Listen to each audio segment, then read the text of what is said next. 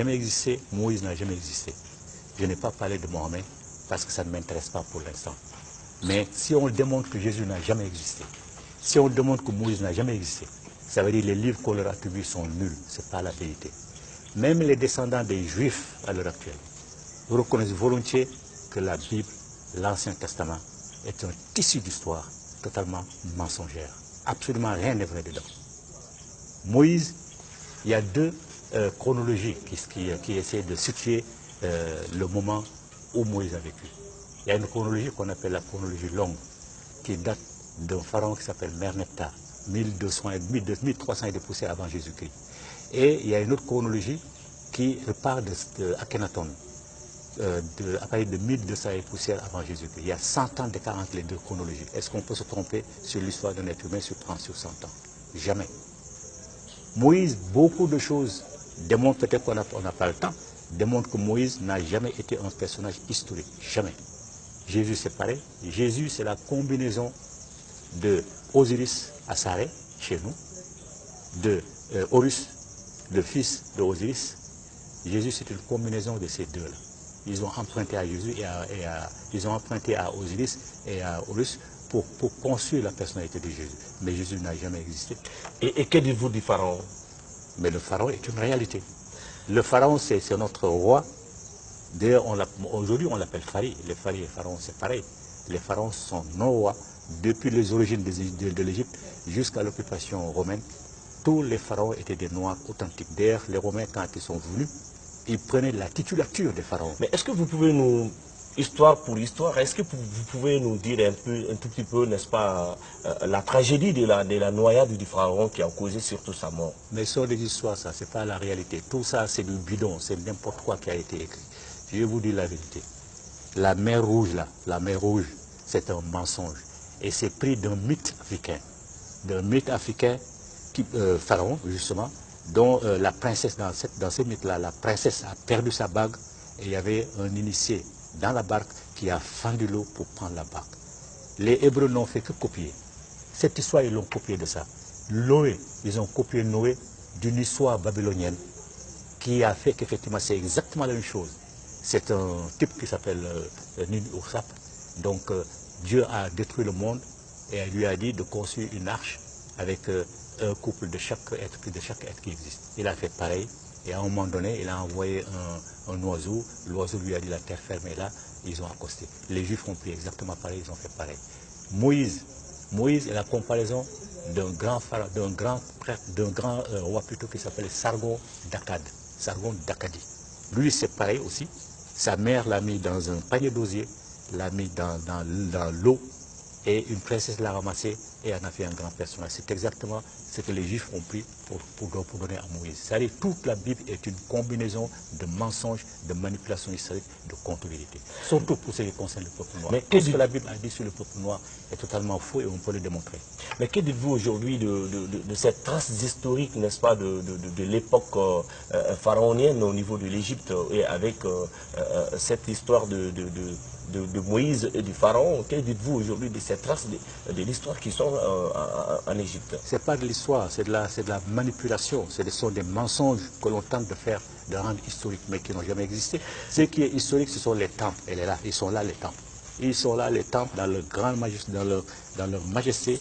Les pharaons sont là, avec leur momification, les objets qu'ils ont créés. Tout ça, c'est historique. Mais quand vous parlez ainsi, et pourtant dans le Coran, Dieu dit qu'il fera, n'est-ce pas, des restes du pharaon, de la dépouille du pharaon, n'est-ce pas, un exemple pour les hommes actuels pour savoir pour avoir peur, n'est-ce pas, du châtiment divin. Que dites-vous de ce passage au niveau du Coran, dans le Coran? Je viens de dire qu'il n'existe pas de livre sacré, il n'existe pas de religion dite révélée. Ça n'existe pas. Tous ces livres sont écrits par des humains. Ce sont des humains qui ont écrit le Coran. Ça vous plaît, ça vous déplaît, ça déplaît à ceux qui m'écoutent, mais c'est la stricte réalité. Le Coran a été écrit par des êtres humains. Et j'ai dit, il a été écrit plus de 3000 ans avant nos écrits à nous. Donc le Coran ne peut rien dire. Ce Dieu-là, Allah, ne peut rien savoir ce que les dieux qui l'ont précédé n'ont déjà su. C'est-à-dire le Dieu, notre Dieu à nous. Allah ne peut rien dire de plus. Et si le Coran a dit ça, il est clair que ceux qui ont écrit ce passage-là ont menti, ils savent qu'ils ont menti. Ça n'existe pas. Jamais aucun pharaon n'a été noyé. Jamais. Jamais le déluge n'a eu lieu, jamais. Mais j'ai dit que les ancêtres, plutôt les descendants de ceux qui ont créé ces histoires-là, reconnaissent que ce sont des mensonges, reconnaissent que c'est farfelu ces histoires-là. Tout le monde le reconnaît. Alors, histoire farfelue, révélation, pas de révélation. Alors, jusqu'où aujourd'hui, cette étude que vous menez, cette science que vous prenez aujourd'hui, doit mener, n'est-ce pas, l'Afrique? Parce que vous dites que votre combat, c'est juste un combat panafricain. Donc, jusqu'où vous voulez que ce combat vous mène? Non, nous, on sait que sans libération spirituelle et culturelle, jamais l'Afrique ne sera libérée.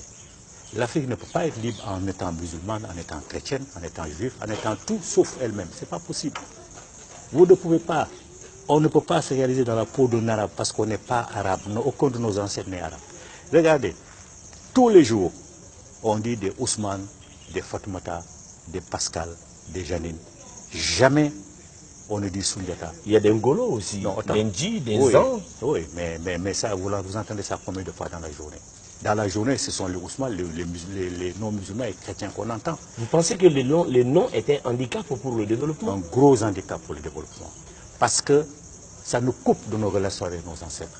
Vous dites Ousmane, quel est votre ancêtre qui s'appelle Ousmane? Ça n'existe pas. Quels sont les vrais ancêtres qui sont Ousmane, ou Mahomet, ou Fatoumata, ou Pauline, ou Jacques? Ça n'existe pas. Donc vous n'avez aucun contact avec vos ancêtres. Voilà une autre forme d'aliénation qui fait que jamais nous n'allons prendre conscience. Nous déplaçons notre conscience historique vers l'extérieur de l'Afrique.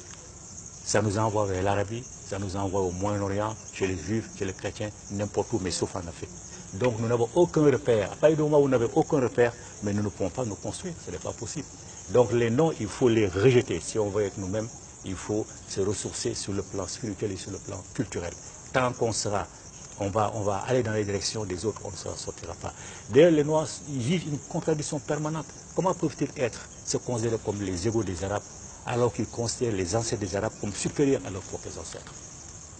Comment les chrétiens, les Noirs chrétiens peuvent-ils se considérer égaux aux Blancs, alors qu'ils considèrent les ancêtres des Blancs supérieurs aux leurs? À partir du moment où tu considères les ancêtres de notre peuple supérieurs à tes ancêtres, mais tu es son esclave. Mais aujourd'hui, lorsque vous prenez, je vois que vous mettez beaucoup l'accent sur le nom, sur les attributs du nom, sur le comportement africain, sur, n'est-ce pas, le langage africain. Alors, aujourd'hui, dans ce combat de panafricain, si on vous demande aujourd'hui de donner un langage africain, quel serait ce langage? Non, ce n'est pas comme ça qu'on pose le problème. Il faut d'abord qu'on parle nos langues. Heureusement, dans le quotidien, on parle nos langues nationales. Nous, notre combat, c'est de faire en sorte qu'il y ait une langue commune à l'Afrique. Il y a plusieurs thèses. Moi, ma thèse personnelle, c'est que tout simplement, une langue qui est morte, c'est qu'on ne la pratique pas. Mais on peut la réveiller. Nous avons eu la première langue qui existait, c'est la langue égyptienne antique, authentique, qui est une langue africaine authentique qui existe aujourd'hui. Et une langue arabe? Non, jamais. Ça n'a absolument rien à voir avec l'arabe. Jamais. Peut-être l'Égypte plus maintenant, mais moi je parle de la vraie langue égyptienne qui a son écriture. Nous avons créé la première écriture qui existe. Toutes les écritures découlent de la nôtre. Ce que je dis là, ce n'est pas pour nous vanter, hein, c'est que c'est la réalité. Tout le monde s'est inspiré de nous pour exister. Si sans nous, les civilisations là n'auraient pas existé. Ça n'existait pas. D'ailleurs, une petite digression. Nos ancêtres ont dessiné le jugement dernier. Dans le jugement dernier, il y a un plateau. Au moment où ils ont inventé le plateau, les Blancs s'habillaient avec des peaux de bêtes. Ils n'étaient rien, ils ne connaissaient rien à la civilisation. Nos ancêtres avaient déjà créé la balance, pour vous dire. Donc, ce qui est clair, mais c'est ça. Si on n'est pas nous-mêmes, jamais on s'en sortira. Et la langue est un des premiers éléments. Les noms sont un autre élément fondamental. La langue, pour nous, il faut réveiller la langue ancienne. Nous avons une écriture déjà, dont toutes les autres écritures découlent. Il suffit de reprendre cette écriture-là et tout simplement de restituer notre langue ancienne, de la réveiller. Et c'est tout. L'Afrique devient une. Mais est-ce que vous pensez aujourd'hui, avec cette globalisation du monde, cette grande ouverture, comme les réseaux sociaux aujourd'hui, l'Internet et tout, est-ce que vous pensez aujourd'hui que ce combat n'est pas un combat, n'est-ce pas, de non-sens? Ce combat, justement, se sert des réseaux sociaux pour bien se faire connaître. Au mois de décembre 2016, du 9-11, il y a plusieurs centaines de personnes qui sont venues ici au Mali pour participer à ce qu'on a appelé Mali 2016, organisé par notre association toi et Namaya, rassemblement pour la réhabilitation de la région négro-africaine. Plusieurs centaines de personnes sont venues. La diaspora est d'ailleurs. Et c'est grâce aux réseaux sociaux qu'ils ont appris cette nouvelle-là, qu'ils sont venus. Donc les réseaux sociaux, effectivement, servent notre combat. Et quand vous parlez de village planétaire, quand vous parlez de je ne sais pas quoi mondial, mais tout ça c'est de l'arnaque des Européens. Puisque dans ce village-là, il n'existe que des sous-fifres, c'est-à-dire nous, et puis des gens qui dirigent le village sont les Occidentaux et les autres. Donc nous ne sommes rien dans tout ça. Alors ce sont des mots qu'on crée pour nous arnaquer, pour nous tromper. Et nous, on s'engage comme ça dans ces voies-là, vraiment sans réflexion. Alors, pour le passage de témoin à cette jeunesse africaine, quel est le message que vous adressez aujourd'hui à nos téléspectateurs d'Africa Télévision?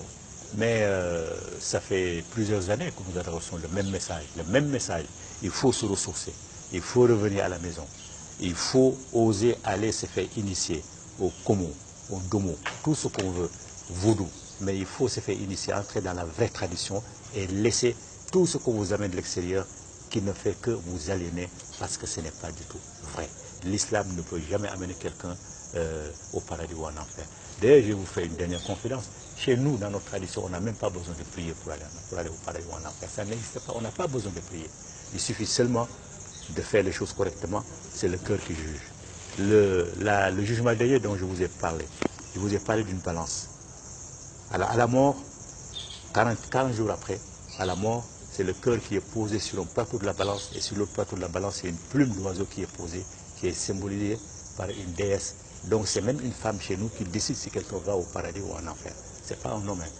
Donc c'est l'ensemble des actions que le cœur a posées, parce que le cœur est le siège de la conscience et de l'intelligence. Contrairement à ce que les autres pensent que c'est le cerveau, ce n'est pas vrai. Le cerveau exécute les hommes du cœur. Donc ça dépend des actions que le cœur a posées. Si le cœur est plus lourd que la plume d'oiseau, la personne revient dans le cadre de la réincarnation. Si le cœur est aussi léger ou moins léger, la personne n'a plus besoin de se réincarner. La personne va au paradis. Mais notre paradis, c'est la fusion ou le retour fusionnel avec Dieu pour mettre fin au cycle de la réincarnation. Donc c'est ça la réalité chez nous. Donc pour éviter nos enfants là, à ne pas perdre leur temps à aller faire des prières inutiles, mais à se consacrer à la construction de l'Afrique. Et ça se fait d'abord en étant africain soi-même. Il faut qu'ils soient des Africains, qu'ils s'identifient à leurs ancêtres, qu'ils renouent avec leurs ancêtres, à leurs sources. Ce sont seuls les ancêtres qui peuvent nous aider.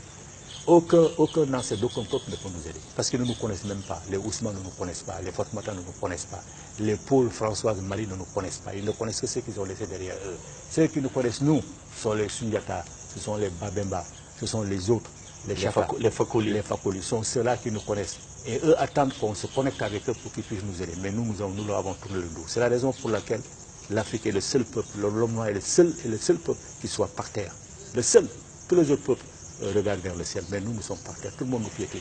Alors, mesdames et messieurs, fidèles téléspectateurs d'Africa Télévision, cette émission, Page africaine, s'achemine maintenant avec cette phrase, n'est-ce pas, de notre invité du jour, M. Doumbi Fakoli, qui nous parlait tout simplement de l'origine négro-africaine des religions dites révélées. Avec lui, il a été question tout simplement de toutes ces histoires concernant les religions, concernant les dieux, et de ce retour, n'est-ce pas, à la source prônée par notre invité à l'endroit des jeunes Africains. Ainsi se boucle notre émission d'aujourd'hui. Merci de l'avoir suivi et bonne continuation avec les programmes d'Africable Télévision.